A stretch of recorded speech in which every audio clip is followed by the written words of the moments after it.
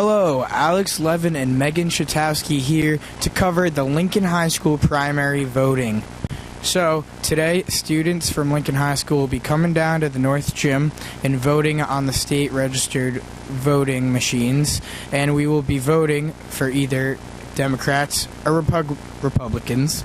On the Republican side, we'll be voting for John Kasich, Marco Rubio, Ted Cruz, or Donald Trump, and on the Democratic side, we will be voting for Hillary Clinton, Bernie Sanders, or Rocky the Rock de la Fuente. Megan will talk to you a little bit more about the delegates. Okay, so for each party, we do have some people that are in the lead. The Democratic Party does seem to be a bit of a frontrunner, Hillary Clinton. Now, she is a controversial, should be our first woman president, but that doesn't stop people because she has already 1,235 delegates, with Bernie Sanders not even half of the delegates she has at 580. And then we have a new a new candidate, Rocky de la Fuente, who is on the rise, and many people seem to be turning to him as an alternative when we don't like Hillary or Bernie. For the Republicans now, everyone knows Donald Trump, of course. He is the frontrunner with 460 delegates, but Ted Cruz is not far behind at 370 delegates. Also on the Republican side, we have John Kasich and Marco Rubio, around 163 and 63 delegates. So the Republican side is a bit more of an even playing field, Alex, but I would say the Democrats, it does look like Hillary Clinton has taken a pretty big lead. You want to know why? Statistics have shown that 15% of people voting for Hillary Clinton are actually voting for her because they want to have voted for the first female president in the United States. You may say, oh, that sounds familiar. Barack Obama. Many people voted for him because they wanted the first black president. However, on the flip side of things, people who don't want to vote for Hillary, 5% of people not voting for Hillary aren't voting for her just because she's a woman, while another 4% aren't voting for her just because they don't want the Clintons back in the White House. Now, if you look at her opposition, Bernie Sanders, one of the main reasons that people are supporting him so much is because he is a grandfather figure almost, and people actually would want him as their own grandfather, which is a big reason he's so popular with the youth.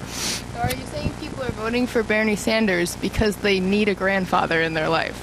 I'd say that for some of the youth, they would wish he was their grandfather. I wish he was my grandfather. And on top of that, he's very popular with the youth because he is so pro-free college tuition. And, I mean, who doesn't want free college tuition in the youth, you know? Could you tell us a little about Rocky more? Rocky, I know it's a great movie. I know he fought the Russians, but outside of that, I really don't think he has a chance of winning presidency. On the Republican side, we'll talk a little bit about Donald Trump.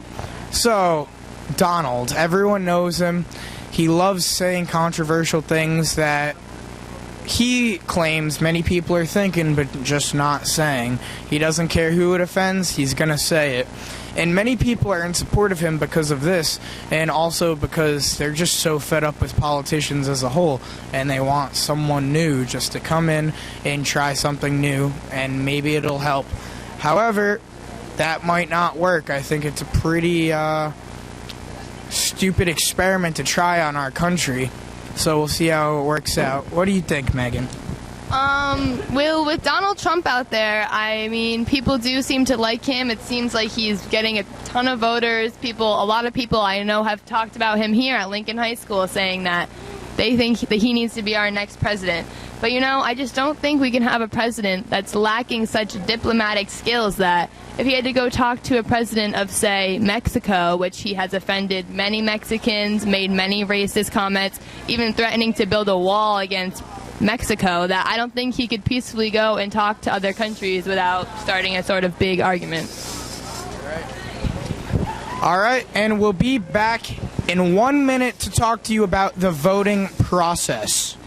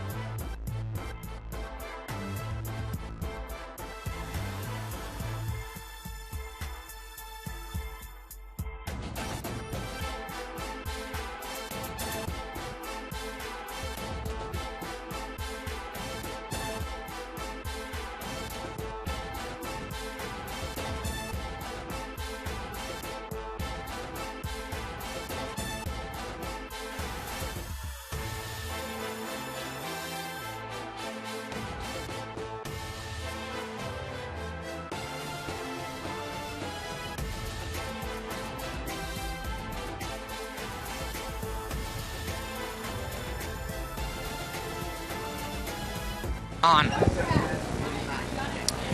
And we are back with how to vote for you students here at Lincoln High School. As you can see, students from their classes just to vote for a Republican or Democrat.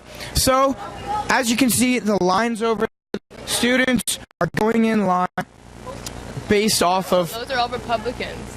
Yes, Republicans over there and Democrats are lined over here.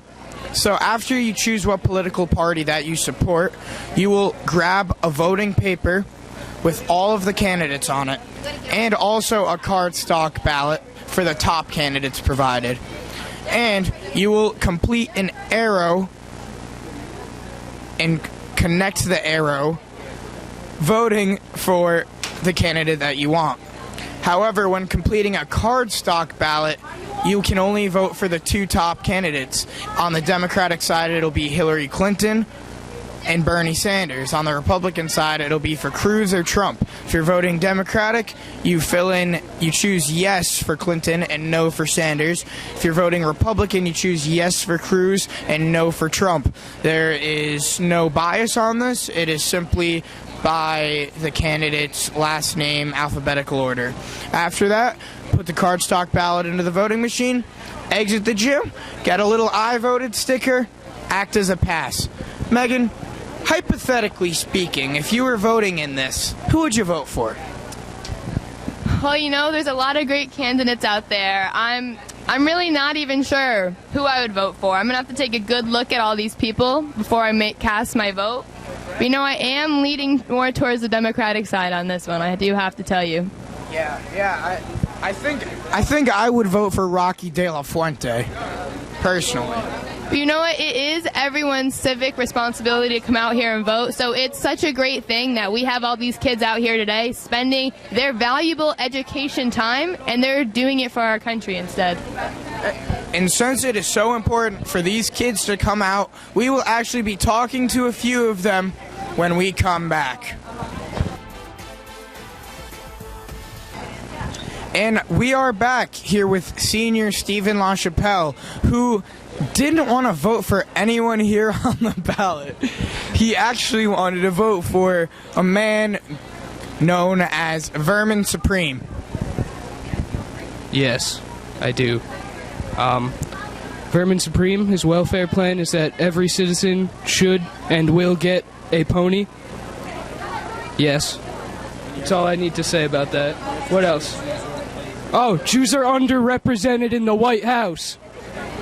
Can you explain that at all? No more Catholic presidents. Or Protestant. I don't like Protestant either. What? Don't take my mic. All right, we're here. As you can see, the voters are very passionate. We'll be back again with some more students. What?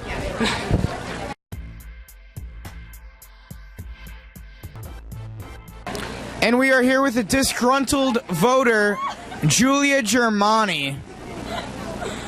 Who did you vote for, Julia? No, I don't look cute. I voted for Marco Rubio. All right, Marco Rubio. So, can you explain why you voted for him? What is it? His policies you like? Is it his foreign policies? Well, what do you like about him? Okay.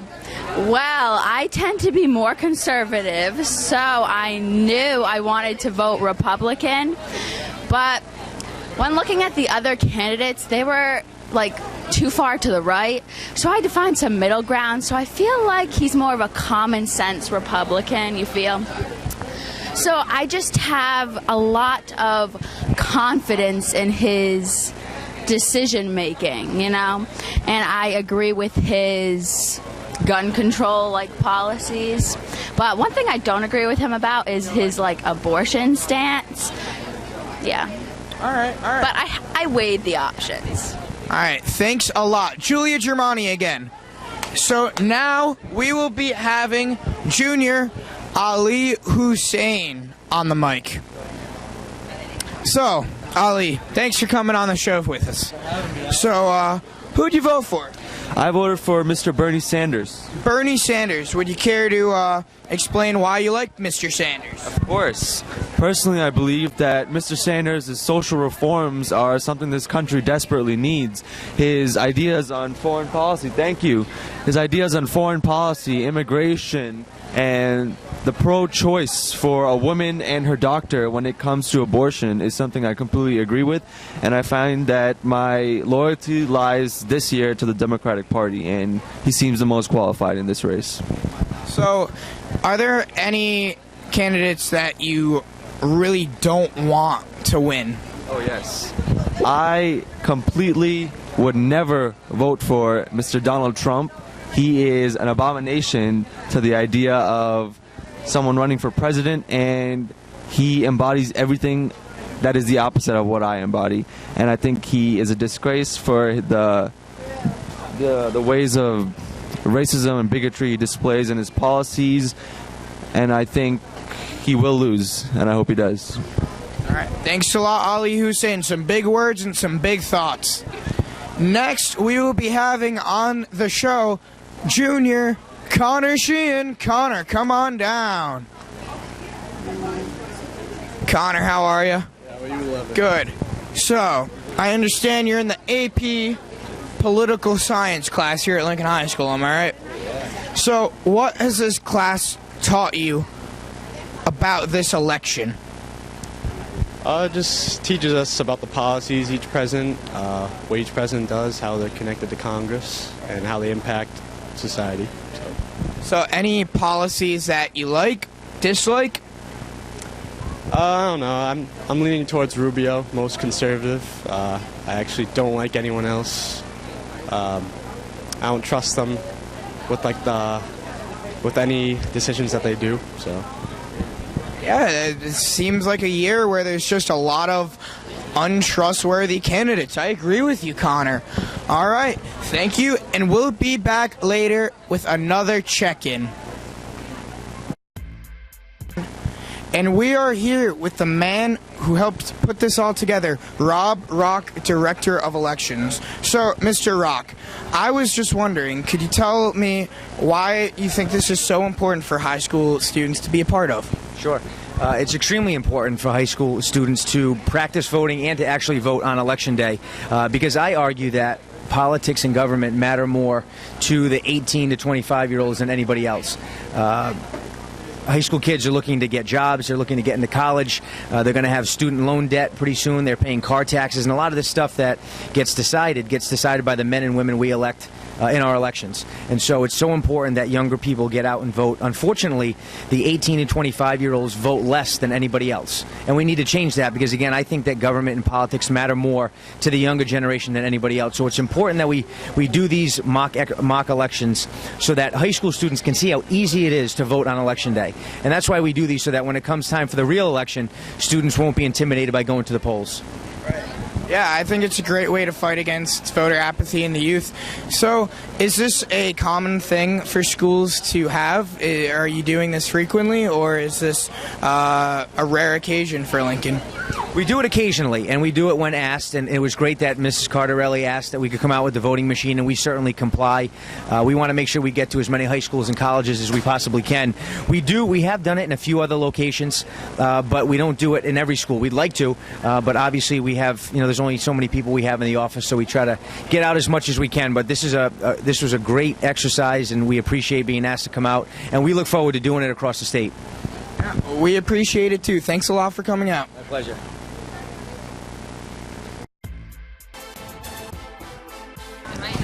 Yeah, and we are here with an update of voting from the first hour here at Lincoln High School. Statistics just in from a sample size of voters show 6 votes for Hillary Clinton. Wow. And with a very big lead, 36 votes for Bernie Sanders. While Cruz on the Republican side has 11 votes, Marco Rubio with 4 votes, and Donald Trump leading the Republican Party with 20 votes. We'll be back again later in the next hour to give more updates and interviews from students. That's not right.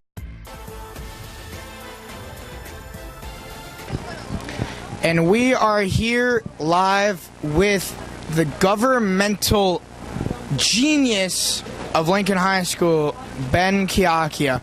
Ben, would you like to tell the people who you voted for? I voted for John Kasich today. John Kasich. So are you a Republican then? No, I'm not. But you voted for Kasich anyways. Yes, I did. So, can you talk about political parties then? Are you not a fan of political parties, or...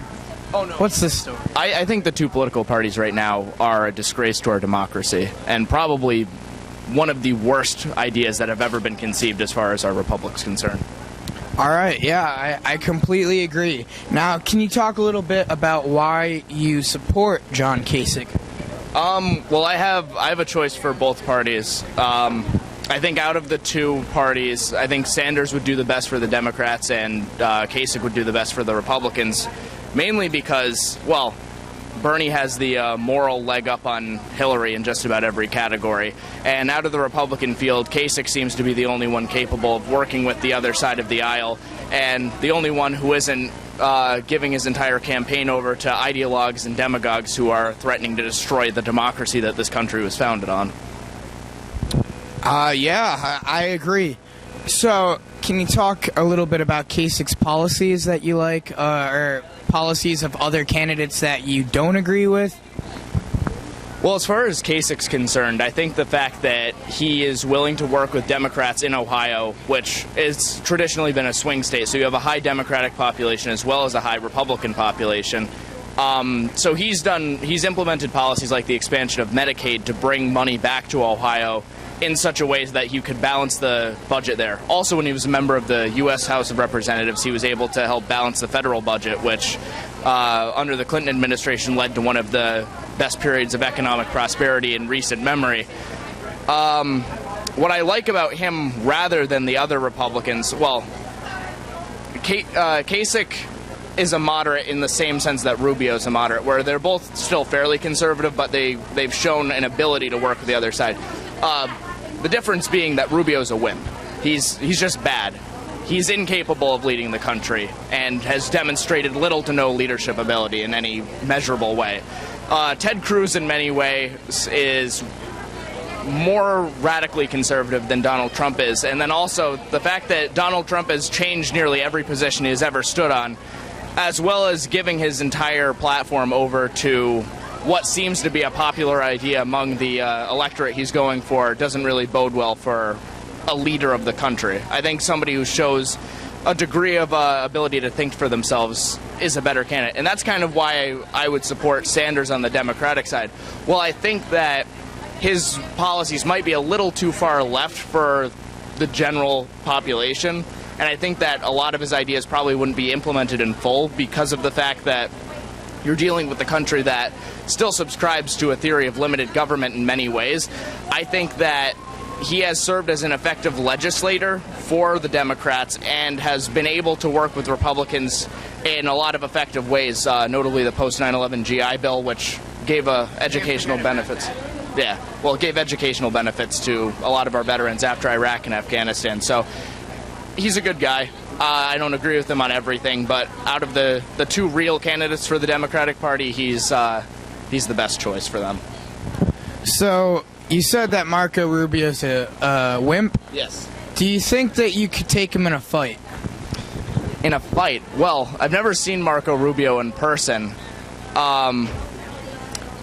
But if he's a wimp, then you should be able to take him, right? That's not really what I was saying about him as a wimp. I mean, like, he has zero charisma and zero leadership ability in any way. I think it was Chris Christie called him out in one of the debates because he was saying the exact same thing about 4 times, criticizing Obama. And I think there are fair points to criticize the Obama administration on, but when you say verbatim the exact same thing 4 times in the same debate, and then proceed to get into when one of your major policy positions is questioning the manhood, so to speak, of another candidate on national television, you've lost all credibility as far as national leadership is concerned. And the fact that he's done virtually nothing as a senator, coupled with the fact that he hasn't even served a full term as senator, means that he in no way deserves to be president of the United States. All right, so Ben Kiakia, I know you recently joined the Twitter world. So, do you think that the uprise of the Bernie Sanders, Hillary Clinton memes have had any effect on Bernie's popularity in voting? Well, first of all, I'd like to say that the Bernie versus Hillary memes are brilliant. They're fantastic in every single way. I don't think I've seen one that I didn't like, although there were a couple that I didn't understand at all. I had no clue what they were talking about. Yeah, some song lyrics thrown in there. I'm lost. But yeah, I think in a lot of ways Bernie appeals to millennials in a way that Hillary can't. One, because he tends to stand with millennials on issues that they care about more so, and then also he just comes across as sincere in a way that Hillary Clinton is incapable of. Apart from the fact that she behaves like a human robot a lot of the time, Hillary also has a tendency to change her mind whenever it's politically effective, so to speak. So Hillary has gone from being very anti-gay marriage to very pro-gay marriage around the same time that it became legal in the country. So she changed her mind because it was popular with the people who she's trying to use as her electorate base. And I think a lot of younger people see that as disingenuous, whereas Bernie has been pretty consistent across the board on the positions that he supports. I'm not saying I agree with either of them on everything, but the fact that Bernie is staying true to the values that he supports comes across in a lot of ways as stronger to people our age. So, can you speak a little bit about your perspective on Bernie Sanders wanting to legalize marijuana and give free college tuition? Well, I think college is an interesting issue, and I think it can be taken. There are steps that need to be taken to make sure that students can afford college, because it is increasingly becoming more necessary for different jobs in the United States. So I think there's nothing wrong with having a debate about how to make college cheaper for prospective students, and I think it's important that we do so. I don't think jumping immediately to free college for everybody is necessarily the best way to handle that, considering a radical jump like that would require either an excessive increase in taxation or reappropriating funds in the budget in such a way that would never be passed. So I don't think it's the best strategy to lean off on.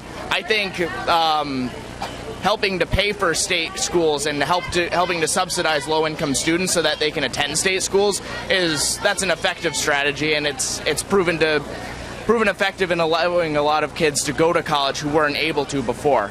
And then as far as marijuana is concerned, I mean, I'm kind of with them on that. I think the war on drugs, the way it's been handled in the United States, has been disastrous, both for our economy and our criminal justice system. And the idea that you can send somebody to prison for performing an action that, in its simplest sense, only affects them is wrong. That's not. If somebody got high and caused a car crash, it's the same thing like drunk driving. They're affecting the lives of other people and should be punished. But if somebody is getting high on their own time as a legal adult with but not on their own supply. Well, I mean, this isn't New Jack City we're talking about. It's just, but if somebody is going to do that to themselves, I feel that it's not anybody else's place to decide what they can and cannot do to themselves as a legal adult. All right, and my final question for you, Ben Kiakia. As you said earlier on, you voted for John Kasich of the Republican Party. So, let's call it how we see it. Kasich's on the outside, He's not one of the two main candidates from the Republicans. Why vote for someone? Why should the viewer vote for the candidate that they truly want, regardless of where they are in the standings?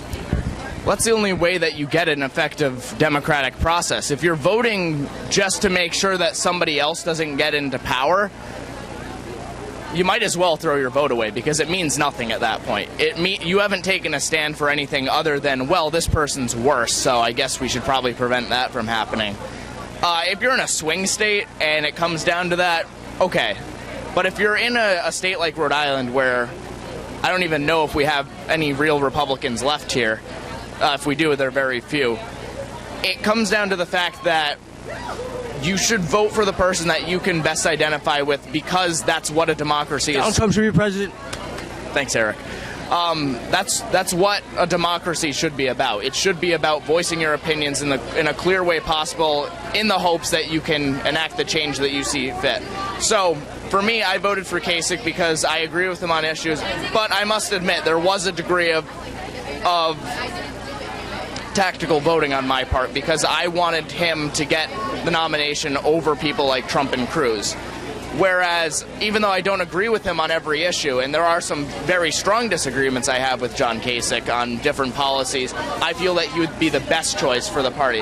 That's why I think, like, if you're a self-respecting liberal and you tend to lean left on issues, I would vote for Bernie Sanders, because at least he's the type of person who stays true to the issues he cares about on positions that he cares about, and he's proven himself pretty much ethically sound throughout his history in office. And I think the same holds true for Kasich.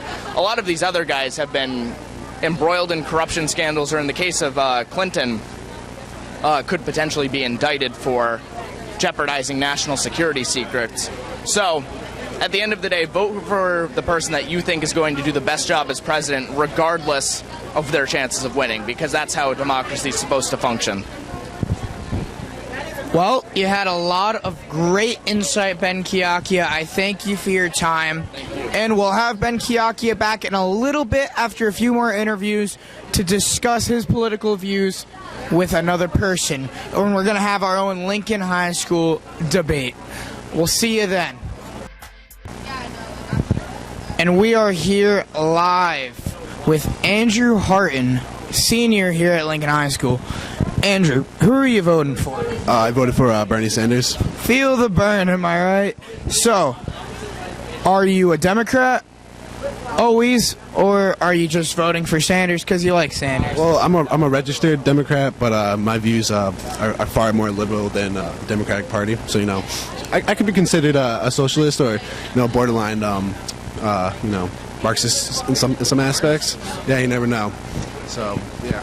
So, what is making you want to vote for Sanders? What is it about him? Just he's an overall better candidate than anyone else out there. He's I have to take it. Oh, okay, all right. Yeah. So let's see here. His track record. 1960s. What was Bernie Sanders doing? Oh, he was marching with MLK in the Civil Rights Act. Civil Rights marches. You know, and yeah, everyone voted. Woo. And we'll keep going. Yeah, Crowd's getting a little rowdy. It's hype. It's hype. It's hype. Your vote matters. Yeah, your vote matters. So yeah, he's doing sit-ins in Chicago for segregation. Meanwhile, Hillary Clinton, she was supporting Barry Goldwater, who was all for the states to be to deem segregation. You know, they want to desegregate. Yeah. Oh yeah, racist, completely racist. He voted against the Iraq War, which you all know. Oh, big mistake. Sorry. Yeah. What else is there? Yeah. He wants to break up the Wall Street bank, so we don't have the financial crisis we had in 2008. Let's see. The 1%. You know, not getting enough taxes. That's for sure. He wants to raise the capital gains tax, shouldn't be 13%. And yeah, I don't know. There's a lot of other things. He cares about the environment. He doesn't take corporate interests, and is a good candidate. So, I just want to get your views on the Republican side a little bit. What do you think about Donald Trump? Donald Trump. He is a pathological liar. He is simply voting in order to put his name on something else, and this time it is the White House. He is a flip-flop candidate. He said one time that he'd run for the Republican Party because they'd be stupid enough to vote for him, and it's true. Yeah, he's racist. No, I want to say something to Donald Trump right now. Stop building a wall to keep the Mexicans out. Build a wall to keep those jerks from Canada from getting in. That's the real issue here. The Canadians, eh? The Canadians, eh? All right. Thanks a lot, Andrew. We'll have you back here in a minute to talk with Ben Kiakia, get the views of two very passionate political fans here at Lincoln High School.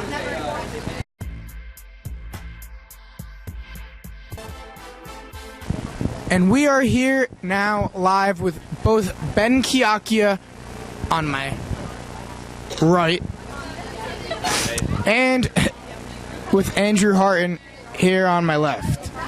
So these two people have very different political views, and we're going to let them at it here in the octagon.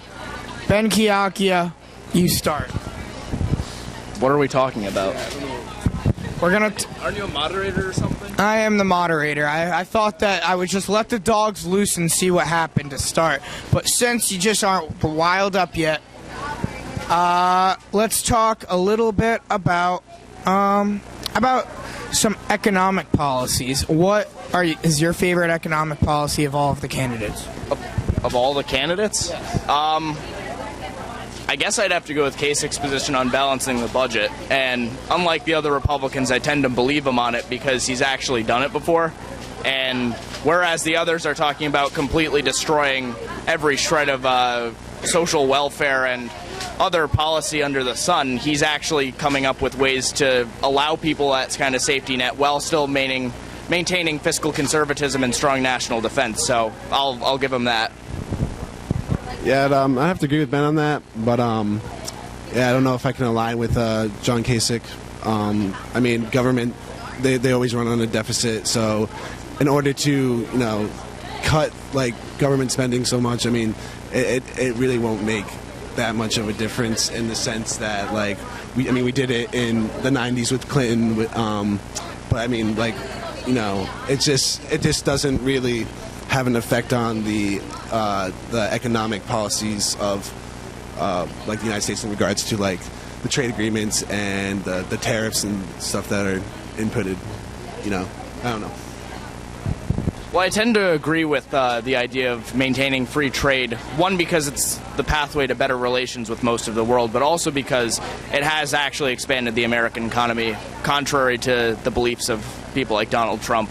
Additionally, I think the balanced budget was important, though, because that was one of the key factors leading to the economic prosperity under the Clinton administration, which I will give him credit for. You don't think it had anything to do with the whole internet.com boom, where we had just new software coming out, and new the whole technology boom, where we had computers actually becoming more accessible in the home, and just the information highway, I guess.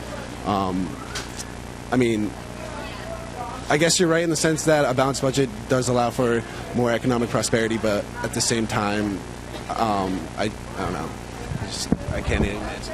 Well, It's too good, guys. The home technology boom started in the mid '80s, and we actually saw in the last years of the Reagan administration a decline in '87 and '88. That nearly led to a recession, which ended up rebounding. So there was a dot-com boom and eventually a bubble in the late 90s and early 2000s. But in the middle of that time, there was a period of economic prosperity that I think was contributed to largely by the balanced budget and by the reduction in harmful regulation that was taking place. I mean, don't get me wrong, there are still regulations that need to be in place to prevent predatory lending and making sure that banks aren't defrauding people, as we saw happen in 2008. But at the same time, there are regulations that also stifle economic growth, and it's important that we make sure that the regulations we're putting in place are smart and make it easy for the right kind of people to do business in this country, because that's ultimately what drives the economy. Everybody talks about big business being the be-all, end-all of our economy, but we have to remember that small business is the majority of the economic force in this country, and when regulations are in place that allow them to function, then that's when American capitalism works the best. Well, yes, like you said, we have the mainstream economy where it's the small businesses, and that's the part of the American economy, the business sector that should fairly be unregulated. But when you get into the big business aspects where you're having offshore labor at cheap wages, just diminishing American jobs, or you have corporate pollution in regards to the oil industry or fracking or whatever, that is something that should be more regulated than say Main Street. But I do agree with you on the balanced budget issue. I just believe that in order to achieve that balanced budget, you have to like carefully look at what you're cutting. If it's like social policies or like education policies and stuff like that, I believe it's just more harmful than actually achieving a balanced budget. I just don't think, in order to achieve a balanced budget, I think we should just take a better look at what we're spending on, like in terms of defense or military spending. I agree to an extent, and I don't think that we necessarily need to expand military spending any further at this point, considering the extent to which it has been expanded in previous years. But again, why I like John Kasich is because his balanced budget has included an expansion of Medicaid that's actually benefited the poor without inflating the cost to his state and to the nation. So I think that if you do it the right way, like he has, you can maintain a strong social safety net that allows people to live without the fear of crippling costs from different things while still allowing for a balanced budget. Well, do you agree with John Kasich and he's known as like a union buster? He sided with Scott Walker in Michigan to pretty much just destroy like the teachers unions and other public unions. Do you think that union busting is infringing upon a worker's right to collective bargain, or is business now having more control over the workers than the workers themselves? And how can you support someone who doesn't want unions to exist, which are in place to help workers achieve certain benefits, healthcare benefits, pay, overtime pay, maternity leave, and things like that? I just think that Kasich has really good ideas, and he's certainly one of the best, definitely the best Republican candidate out there. But his union busting tactics are just harmful to the American working class, in my opinion. Well, I think I don't agree with Kasich on every issue, and I do think that some of his union busting has been pretty detrimental, actually. Because there needs to be a balance between labor organization and business in terms of how they're able to work with each other that allows for actual development and the whole idea of collective bargaining as it's supposed to be. That requires balance between the two. I think there are cases where he has, and like you said with Scott Walker, though I think Walker has done it to a much larger extent than Kasich has, where his union busting has adversely affected the working class. At the same time, there are also cases where he has gone after unions that aren't necessarily in it for the benefit of workers, and where like the closed systems that are marginalizing those who don't necessarily want to join the union, or conversely, the situations where the unions have been able to collectively bargain, but then have taken that to the point where they've impeded economic development for that company. I think you need to take it as a case-by-case basis, because there are good unions and there are bad unions, just as there are good corporations and bad corporations, and taking a holistic view of each one is the best way to determine what policies work and what don't. Definitely you said, it's case by case. I definitely don't think the unions are as corrupt as they were back in the 40s and 30s, and where you had organized crime influence and stuff like that.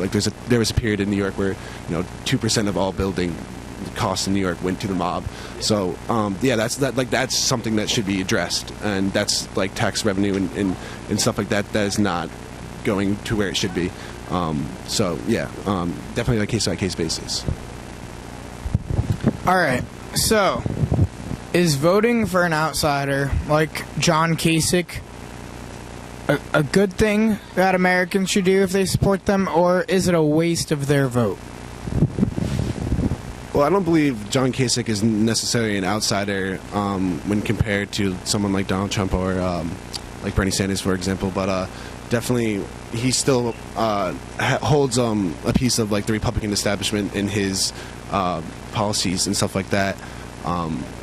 So I don't think that Kasich is more of I don't think Kasich is an outsider in the situation where Donald Trump would be more of an outsider. Well, as far as voting goes so far, as far as voting, Trump's clearly in the lead with 460 delegates so far, and Kasich has 63. As far as that goes, is it a waste of a vote to vote for someone so far behind like Kasich, or is it still what the Americans should do? Sure. Okay. So, it's a waste of a vote if you really think it's a waste of a vote. If you don't think that your candidate will be able to earn the delegates eventually, then that's just your opinion. So I think you should vote with who you think it best represents your interest and best represents the interests of this country. So to say that like just because someone has more votes right now doesn't mean that they won't have more votes later, and not to vote for that reason is just kind of like stupid and undermines American democracy. So.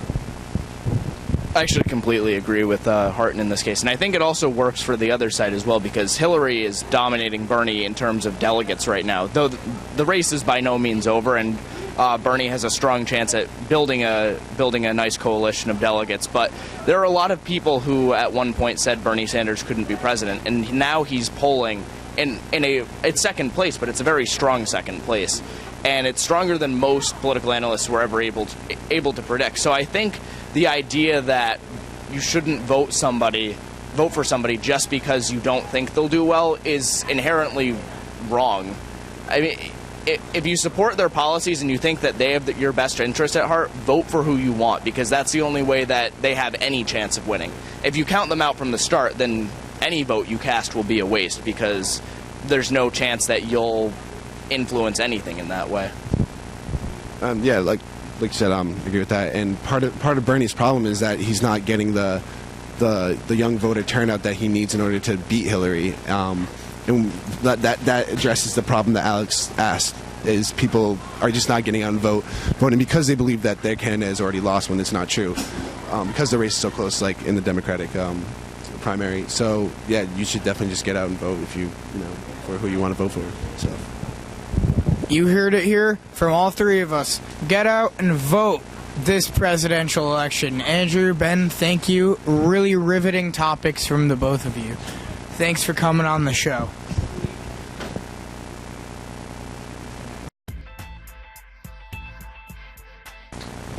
Okay, and we are finally here at the end of the voting process with the final results just in. And on the Republican side, between the final two candidates of Donald Trump and Ted Cruz, Donald Trump received 136 votes, defeating Ted Cruz's 55 votes. And on the Democratic side, Lincoln High School definitely felt the burn, with 263 votes for Bernie Sanders and a landslide victory against Hillary Clinton's 68 votes. Thanks for watching here with us today here at Lincoln High School, and remember to go out and vote.